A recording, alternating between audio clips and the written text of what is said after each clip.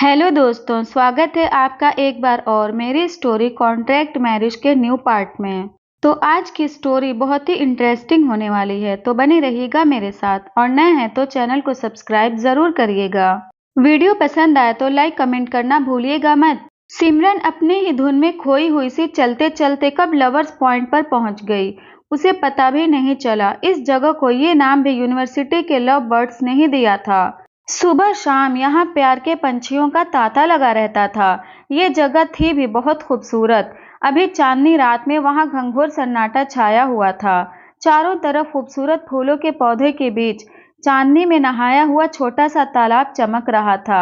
आज उसे अकेले में जरा भी डर नहीं लग रहा था। आज फिर राज ने उसे गलत समझा था।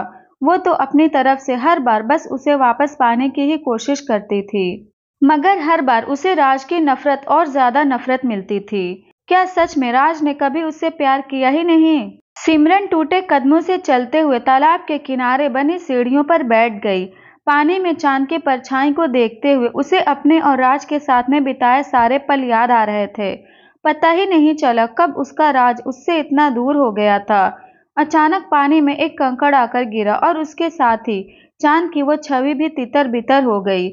सिमरन जैसे अपने ख्यालों से बाहर आई। क्या यहाँ उसके अलावा भी कोई और है? उसने चौंक कर इधर उधर देखा। उससे थोड़ी दूर नीचे दाईं तरफ कोई और भी तालाब किनारे बैठा हुआ था। उसने जरा ध्यान से देखने की कोशिश की और अपने सामने बैठे शख्स को पहचानते हुए चौंक गई। समर, तुम यहाँ इस वक्त क्या कर रहे हो? तुम्हें तो वहाँ पार्टी में होना चाहिए था।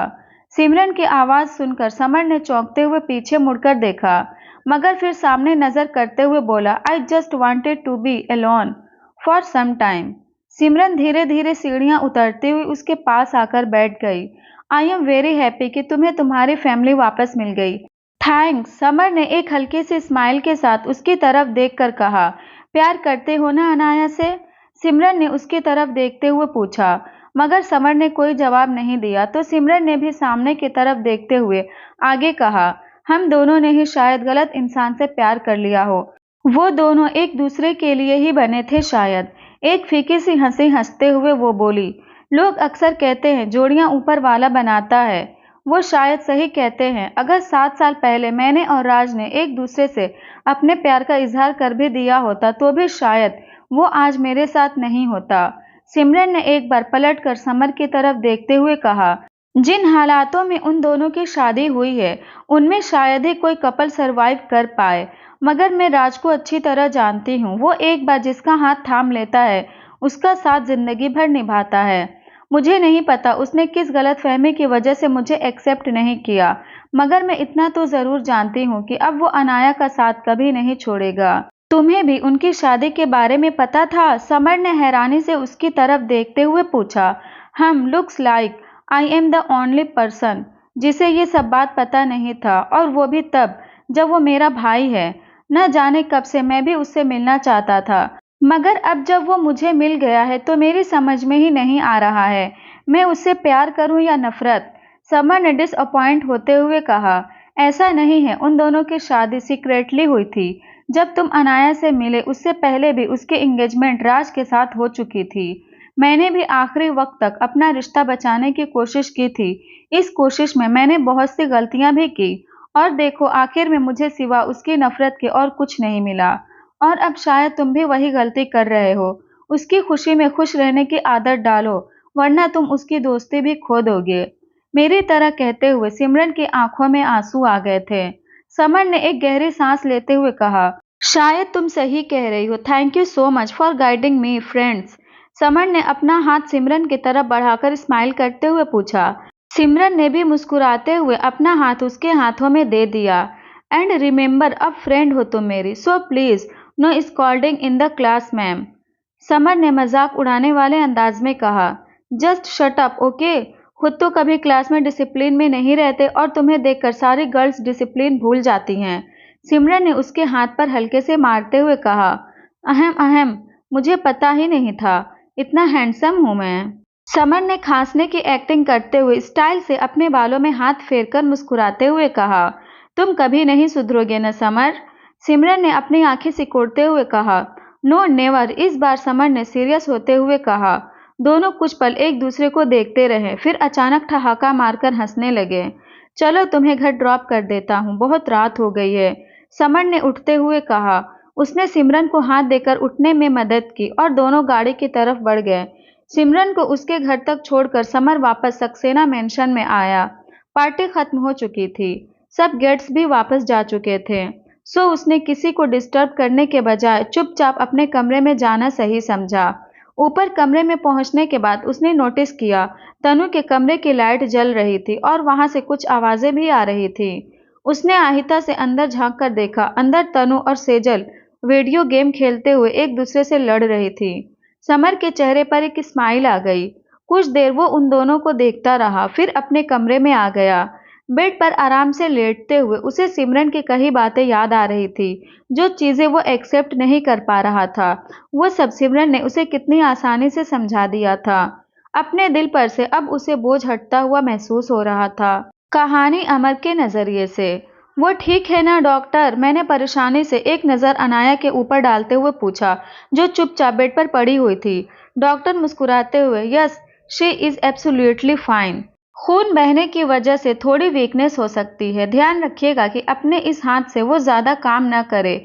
2-4 दिन में अनाया वापस पहले की तरह आपको परेशान करने लगेगी। डॉक्टर की बात सुनकर मैंने राहत की सांस ली। अनाया के हाथों के ड्रेसिंग करने के बाद डॉक्टर ने उसे कुछ दवाइयाँ दी और फिर मुझे सारी दवाइयों के बारे में समझाने लगी। सब काम हो जाने के बाद मैं डॉक्टर को थैंक्स कहकर बाहर तक छोड़ आया। वापस आकर मैं चुपचाप उसकी बगल में बैठ गया।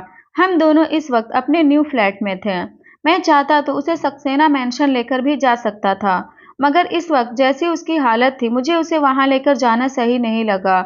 उसके हाथों का जख्म जितना बड़ा था उससे कहीं ज्यादा उसे मेंटली चोटें पहुंची थी।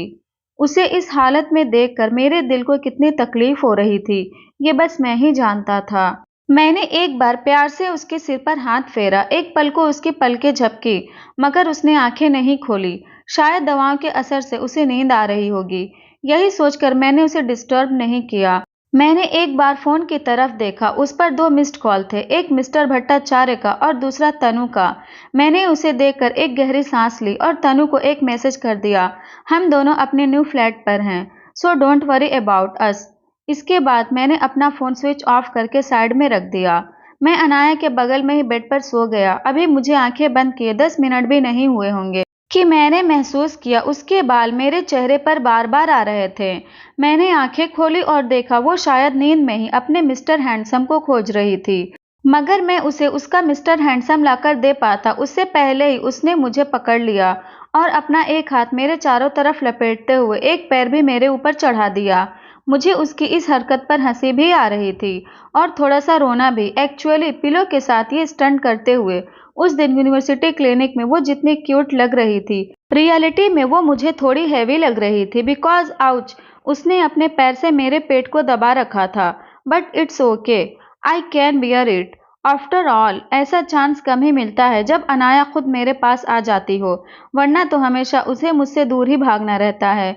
सो finally you can say tonight I am playing the role of mister handsome for हर।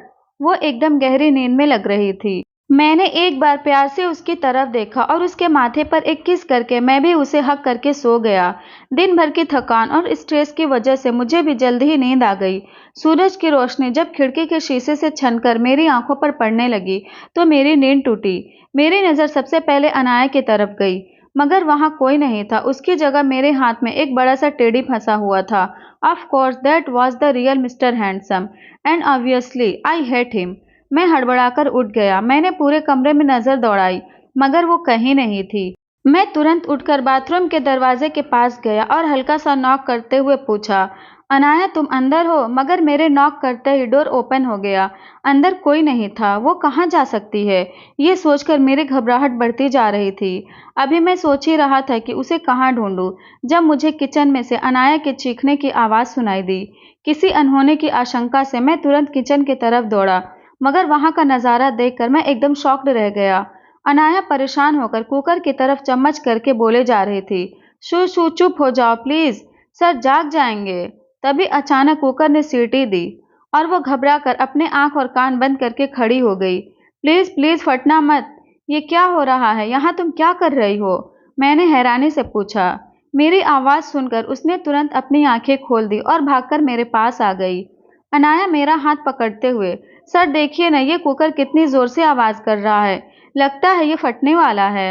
मैंने अनाया को ऐसा देखा जैसे वो दुनिया का कोई 8वां अजूबा हो। I can't believe she is my wife now Anaya. आज से पहले तुमने कभी कुकिंग की है? मैंने एक गहरी सांस लेते हुए पूछा। अनाया एकदम मासूमियत से, नहीं, पर मैं आज आपको सरप्राइज देना चाहती थी, इसलिए आज आपका ब्रेकफास्ट मैंने बनाया है। यू मीन मैं वो पहला खुशनसीब इंसान हूँ जिसे तुम्हारे हाथ का बना खाना खाने को मिलेगा? मैंने हिचकिचाते हुए पूछा। अनाया शर्माते हुए, हाँ। मुझे उसकी बात सुनकर खांसी आ गई। बेटा अमर, आज तो पक्का गुजर जाएगा। मुझे इस वक्त ऐसा फील हो रहा था जैसे अनाया किचन में नहीं बल्कि यूनिवर्सिटी के लैब में बैठी हुई है। गैस पर चढ़ा कुकर मुझे इस वक्त बीकर और फ्राइंग पैन जैसा नजर आ रहा था, जिसमें न जाने कौन कौन से केमिकल बाइल्ड हो रहे थे। बस अब उसके एक्सपेरिमेंट का ट्रायल किसी बेजुबान प्राणी पर होना बाकी था, जो डेफिनेटली मैं ही था। मैंने घबराकर थूक निगलते हुए पूछा, ये कुकर अभी तक ब्लास्ट क्यों नहीं हुआ? अनाया ने हैरानी से मुझे देखा। आप चाहते हैं ये ब्लास्ट हो जाए? आई मीन डॉक्टर ने तुमसे काम न करने को कहा था। तुम्हें क्या जरूरत थी ये सब करने की? चलो इसी वक्त रूम में जाकर आराम से बैठो। अनाया जिद करते हुए, no, I am your wife now and I will tell all my responsibility. Mom भी रोज सुबह ऐसे ही पापा के लिए ब्रेकफास्ट बनाती थी, तो अब से मैं भी। मुझे समझ ही नहीं आ रहा था उसके अचानक से इतनी जिम्मेदार हो जाने पर मैं खुश हूँ या आंसू बहाऊं। मैंने तुरंत उसे रोकते हुए कहा, फिलहाल आप सिर्फ अपने हेल्थ पर कॉन्सेंट्रेट करेंगे, बाकी सारी जिम्मेदारी सिर्फ मेरी है। Wait a second, what is this smell? मैंने सूंघने की कोशिश करते हुए पूछा। अनाया, मैं आपके लिए सैंडविचेस और सूप बना रही हूँ ना, उसी की स्मेल होगी। मैंने तुरंत किचन के अंदर आते हुए फ्राइंग पैन पर एक नज़र मारी। अनाया स्माइल करते हुए, अभी ये ठीक से फ्राई नहीं हुआ है, देखिए सब वाइट वाइट ही है, जबकि असलियत में दूसरी साइड से ब्रेड पूरी तरह जल चुका था। इससे पहले कि बाकी सब भी जल जाए, मैंने उसे वहां से बाहर भेजना ही सही समझा। अनाया, मैं ब्रेकफास्ट लेकर रूम में आ रहा हूँ, तुम प्लीज रेस्ट करो। अनाया, नहीं, तुम चाहती हो मैं तुम्हें उठाकर ले जाऊं? मैंने अपनी कमर पर हाथ रखते हुए पूछा। मेरी बात सुनते ही उसकी आंखें हैरानी से फैल गई। जैसे मैं उसकी तरफ बढ़ा, वो तुरंत पीछे मुड़ी और किचन से बाहर भाग गई। उसके बाहर जाते ही मैं राहत की सांस ली। मैं थोड़ा कंफ्यूज्ड भी हो रहा था। अचानक अनाया को अपनी घरेलू जिम्मेदारियों का एहसास कैसे होने लग गया? मगर फिलहाल तो वो किचन में जो रायता फैलाकर गई थी, मुझे उसे सही करना था। मैंने एक बार सूप टेस्ट किया, उसमें नमक बहुत ज्यादा था। किसी तरह उसमें एक्स्ट्रा वेजिटेबल्स डालकर मैंने उसे कंज्यूम करने लायक बनाया। सैंडविच के जले हुए हिस्से को स्क्रैच करने के बाद वो भी काफी हद तक खाने लायक हो गया था। मैंने अनाया के लिए जूस और सैंडविच रेडी किए और एक ट्रे में ब्रेकफास्ट लेकर उसके पास आ गया। वो उस वक्त फोन पर बिजी थी। अनाया ने एकदम सैड वॉइस में कहा, पापा I miss you so much. आप अपना ध्यान तो रखते हैं ना? वहाँ आप प्लीज जल्दी घर आ जाइए ना। Okay, I will wait. But फिर आपको मुझे एज ए कंपेंसेशन पूरे एक बैग भरकर चॉकलेट्स देनी होंगी। ओके पापा, लव यू सो मच। कहते हुए उसने कॉल डिस्कनेक्ट कर दिया। हो गई बात, अब ब्रेकफास्ट कर लो, मैंने प्लेट उसके सामने रखते हुए कहा। अनाया सैंडविच को उलट पलट कर देखते हुए, पर ये मेरी वाली सैंडविच नहीं है, क्योंकि तुम्हारी बनाई सैंडविच मैं खा रहा हूँ। ये सुनते ही उसके फेस पर एक क्यूट सी स्माइल आ गई। बहुत ही टेस्टी है, काश मैं इसे फ्रेम करके रख पाता। मैंने खाते हुए कहा। अनाया, मुझे भी टेस्ट करना है। ना, ये सिर्फ मेरे लिए है, तुम वो वाली खाओ। मैंने उसकी प्लेट की तरफ इशारा करते हुए कहा, मगर वो मानी नहीं और मेरे रोकते रोकते भी एक पीस उठाकर खाने लगी। मगर खाते उसे तेज खांसी होने लगी। मैंने तुरंत हड़बड़ाते हुए उसकी तरफ जूस का ग्लास बढ़ाया। वो एक सांस में पूरा जूस पी गई। अनाया हांफते हुए, ओ माई गॉड, दिस इज हॉरिबल, ये कितना तीखा है। आप इतने आराम से कैसे खा रहे हैं? तुमने इतने प्यार से बनाया था, मुझे तो बहुत टेस्टी लग रहा है। मैं अपनी एक आंख दबाते हुए कहा। मैंने देखा अब वो ब्लश करने लगी थी। अच्छा, अब आप जरा मुझे एक्सप्लेन करेंगी?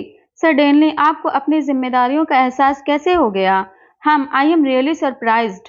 मैंने प्लेट साइड करते हुए पूछा। उसने अपनी नजरें फेर ली। उसे कोई जवाब न देते देखकर मैं उठकर उसके पास आ गया। अनाया, क्या बात है? मगर जवाब देने के बजाय वो आकर एकदम से मेरे सीने से लग गई और अपना मुंह छुपाते हुए बोली, सर अब मुझे यूनिवर्सिटी से निकाल दिया जाएगा। मुझे कहीं और एडमिशन भी नहीं मिलेगी। That means no more study, no exam. So मुझे जैसे धक्का सा लगा। मैंने उसे सुबह से नॉर्मल बिहेव करते देखकर समझा था कि शायद अब सब ठीक हो गया है, मगर उसके दिमाग में तो कुछ और ही चल रहा था। किसने कहा तुम्हें यूनिवर्सिटी से निकाल दिया जाएगा? ऐसा कुछ भी नहीं होने जा रहा है। अब मैं समझा, पढ़ने में तुम्हारा कभी इंटरेस्ट नहीं रहा। So I think it's like a gold opportunity for you. But मैं क्लियर कर दूं कि तुम्हें आने वाले एग्जाम्स में न केवल पार्टिसिपेट करना है बल्कि पास भी होना है। अनाया ने और कसकर मुझे गले से लगा लिया। सर, ये सच है कि मैं स्टडी से जितना जल्दी हो सके पीछा छुड़ाना चाहती थी, मगर ये सब इस तरह होगा ये मैंने कभी नहीं सोचा था। अब हम कुछ नहीं कर सकते। मिस्टर घोष ने ऑलरेडी हमारे बारे में मिस्टर भट्टाचार्य को बता दिया है। मुझे बहुत डर लग रहा है। मैं अब दोबारा यूनिवर्सिटी नहीं जाऊंगी। अनाया, ऐसा कुछ नहीं होगा। तुम्हें भरोसा है ना मुझ पे? मैंने उसकी आंखों में देखते हुए पूछा। वो कुछ पल मेरी तरफ देखती रही, फिर हाँ में अपना सर हिला दिया। मैंने उसके माथे पर किस करते हुए कहा, ये सब टेंशन मुझ पर छोड़ दो और बस यहाँ रेस्ट करो। कहते हुए मैंने बेड पर एक्स्ट्रा पिलो लगाते हुए उसे आराम से बिठा दिया। कहने के लिए तो मैं अनाया को कह दिया था कि मैं सब कुछ संभाल लूंगा, मगर कैसे ये मुझे खुद समझ में नहीं आ रहा था। टीचिंग मेरा पहला प्यार था और इसके लिए मैंने एच और कॉरपोरेशन को भी साइड कर दिया था। सिर्फ अपने इस शौक को पूरा करने के लिए मैंने अपनी पहचान तक सबसे छुपा रखी थी। लेकिन अब इंसिडेंट के बाद मेरी जॉब का जाना तय था। ये बात बाहर आने के बाद कोई छोटा मोटा कॉलेज भी शायद ही मुझे अपने यहाँ काम करने देना चाहेगा। मैंने एक नज़र अनाया की तरफ देखा, वो अपने फ़ोन में बिजी थी। मैं चुपचाप बालकनी में आ गया। फ़ोन ऑन करके मैंने एक नंबर निकाला, मगर कॉल करूं या नहीं, इस उलझन में मैं बालकनी में इधर उधर चहलकदमी कर रहा था। बहुत सोचने के बाद भी जब मुझे दूसरा कोई ऑप्शन नहीं दिखा, तो आखिर में अपने दिल को मजबूत कर मैंने फ़ोन लगा दिया। कहानी अनाया के नज़रिए से। सर, मुझे बहुत डर लग रहा है, हम यहीं से वापस चलते हैं, मैंने अमर सर का हाथ पकड़े हुए कहा। हम दोनों इस वक्त यूनिवर्सिटी के पास वाले कॉफ़ी शॉप के बाहर गाड़ी में बैठे थे। अमर दोनों हाथों में मेरा चेहरा भरते हुए, यू ट्रस्ट मी ना? मैंने हाँ में सिर हिला दिया। ओके देन गो, कहते हुए उन्होंने गाड़ी का दरवाज़ा अनलॉक किया। मैं बेमन से बाहर आकर यूनिवर्सिटी के अंदर दाखिल हो गई। मेरे अंदर जाने के कुछ देर बाद अमर सर भी पार्किंग में गाड़ी खड़ी कर अपने ऑफिस की तरफ बढ़ गए। मैं भी लॉकर रूम की तरफ जाने लगी। उसी समय मिस्टर भट्टाचार्य के स्टाफ ने आकर अमर सर से कहा कि उनको प्रिंसिपल ने इमीडिएटली ऑफिस में आने को कहा है। मेरा कलेजा धक से रह गया। जाहिर है अब मेरी बारी थी। उसने मेरे हाथ में भी एक नोटिस पकड़ाते हुए कहा, आप मिस अनाया पारेख हो, आपको भी मिस्टर भट्टाचार्य ने इमीडिएटली उनके ऑफिस में प्रेजेंट होने को कहा है। मैंने अपना दिल मजबूत करते हुए हाँ में सिर हिलाया और सीधा प्रिंसिपल ऑफिस की तरफ बढ़ गई। ऑफिस डोर पर पहुंचकर मुझे ऐसा लग रहा था जैसे मैं प्रिंसिपल ऑफिस में नहीं, शेर की मांद में अपनी जान देने के लिए घुस रही हूँ। मैंने एक बार मन ही मन भगवान को याद किया और एक जोर की सांस खींचकर डोर नॉक कर दिया। कम इन, अंदर से आवाज आई। अंदर आकर मैंने देखा अमर सर मिस्टर भट्टाचार्य के सामने बैठे हुए थे। Bhattacharya, miss Parekh please take a seat, उन्होंने मुझसे कहा। मैं चुपचाप सिर झुकाए जाकर अमर सर के पास वाले चेयर पर बैठ गई। भट्टाचार्य अमर की तरफ देखते हुए, अमर, मैंने तुमसे ऐसी कोई हरकत एक्सपेक्ट नहीं की थी। तुम एक बेहतरीन टीचर हो, मगर उससे भी पहले तुम यहाँ के एक ब्रिलियंट स्टूडेंट रहे हो। यूनिवर्सिटी के रूल्स तुमसे बेहतर और कौन जानता होगा। फिर भी तुमने अपनी लिमिट्स क्रॉस की। मेरे हाथ पैर बुरी तरह कांप रहे थे। मैं वहाँ बिल्कुल भी बैठना नहीं चाहती थी। मेरा मन हो रहा था वहाँ से कहीं और भाग जाऊं, जहाँ कोई मुझे देख भी न सके। मगर तभी मिस्टर भट्टाचार्य की आवाज़ सुनकर मैं बुरी तरह चौंकते हुए होश में आई। और आप मिस पारेख, आपने ये सब करने से पहले एक बार भी अपने करियर के बारे में नहीं सोचा? तुम दोनों जानते भी हो अगर इस बारे में बाहर वालों को पता चल गया तो क्या होगा? यूनिवर्सिटी की रेपुटेशन तो खराब होगी ही, तुम्हारा खुद का भी पूरा करियर बर्बाद हो जाएगा। ये तो अच्छा हुआ मिस्टर घोष का जो उन्होंने मुझे सारी सच्चाई बता दी। मैंने चौंक कर नजरें उठाई, तब मुझे पता चला वहां एक तरफ मिस्टर घोष भी बैठे हुए थे। उनके सिर पर एक बैंडेज लगा हुआ था, जो अमर सर के उस खराब निशानेबाज का कमाल था। घोष परेशानी भरे आवाज में, एग्जैक्टली यही बात मैं भी अमर को समझाना चाहता था सर, मगर देखिए मेरे समझाने का क्या इनाम मिला है मुझे उम्मीद भी नहीं थी कि अमर मेरे साथ हाथापाई पर उतर आएगा। मैंने और अमर सर ने उसे गुस्से में घूरा। सारा प्रपंच खुद रचकर अब वो यहाँ मासूम बना बैठा था। मेरा तो मन हो रहा था सामने पड़ा शोपीस उठाकर दूसरी बार उसका सर फोड़ दूं, मगर मैं चुप रही। अमर सर, जैसा आप सोच रहे हैं वैसा कुछ भी नहीं है। मेरा अनाया के साथ कोई सीक्रेट अफेयर नहीं है, बल्कि वो मेरी वाइफ है। हालात ऐसे हो गए थे कि हमें मजबूरी में शादी करनी पड़ी, वरना मैं खुद चाहता था कि ये शादी अनाया के ग्रेजुएट होने के बाद ही हो। मिस्टर भट्टाचार्य और घोष दोनों एक साथ चौंकते हुए, तुम दोनों मैरिड हो? अमर, यस सर। और जैसा मिस्टर घोष एक्सप्लेन कर रहे हैं वैसा भी कुछ नहीं हुआ था। इनफैक्ट उन्होंने अनाया की जान लेने की कोशिश की थी और उसे बचाने के लिए मुझे इनकी ये हालत करनी पड़ी। घोष दांत पीसते हुए, क्या बकवास कर रहे हो तुम? अपनी गलती छुपाने के लिए मुझ पर इल्जाम लगा रहे हो?